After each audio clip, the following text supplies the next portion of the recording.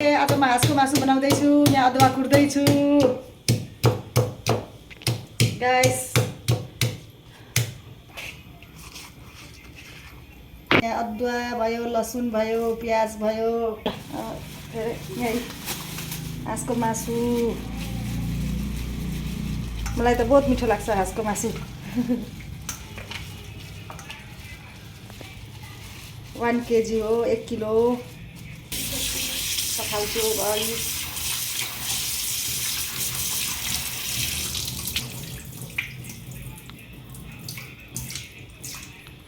म त यसलाई 3 पानी पकाउँछु, 3 पानी।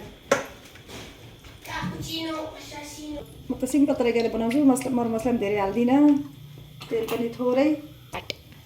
प्याज हालेँ,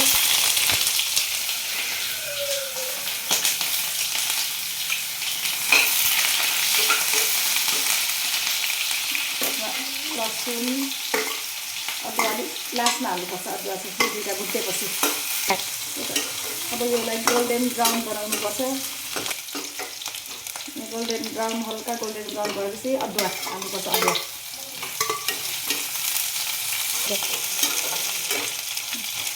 हल्का गोल्डन ब्राउन गर्नै पर्यो। हाँसको मासुमा चाहिँ अदुवा अलिक धेरै हाल्नुपर्छ। मैले पनि अदुवा त अलिक धेरै नै हालेको छु है हाल्नु चाहिँ।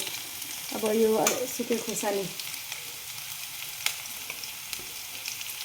पिरो खान्न धेरै, म पिरो धेरै हाल्दिनँ। हर्दी हालेँ, पिरो खुर्सानी हालेँ, मसला हालेँ।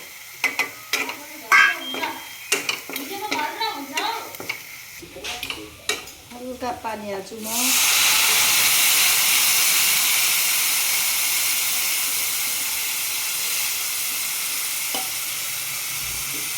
अब स्वाद अनुसार नुन हालेँ।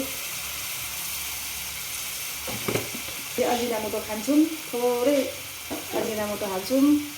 अब यो छोपौँ, एकछिन यो मसला पाक्नुपर्छ। ग्यास सानो पार्छौँ।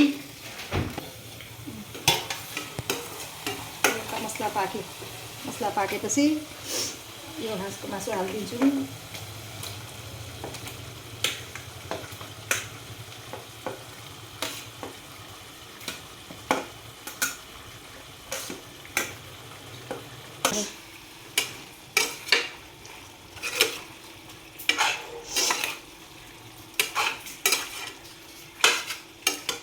यसरी चलाएर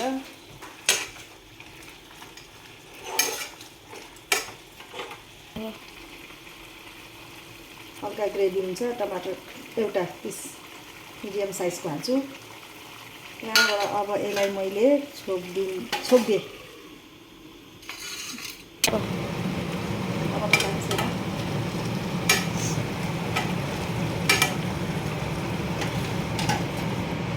हामीले आलु हाल्छु।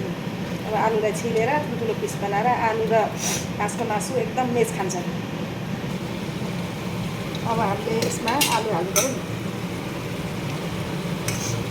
आलु हालेँ, चलाउनु पऱ्यो यसरी।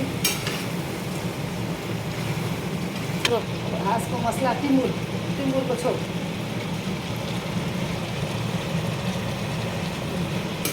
मन पर्दैन भयो।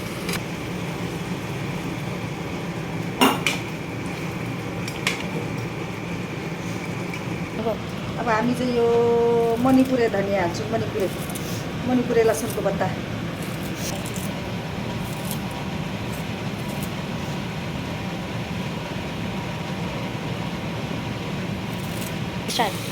अब यो भुट्यो मजाले।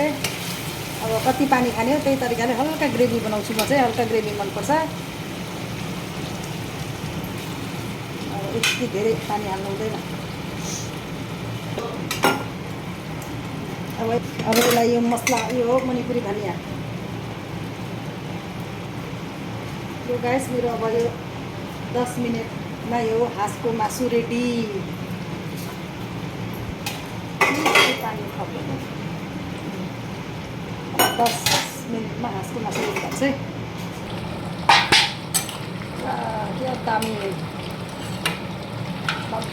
मग बासिना आयो है।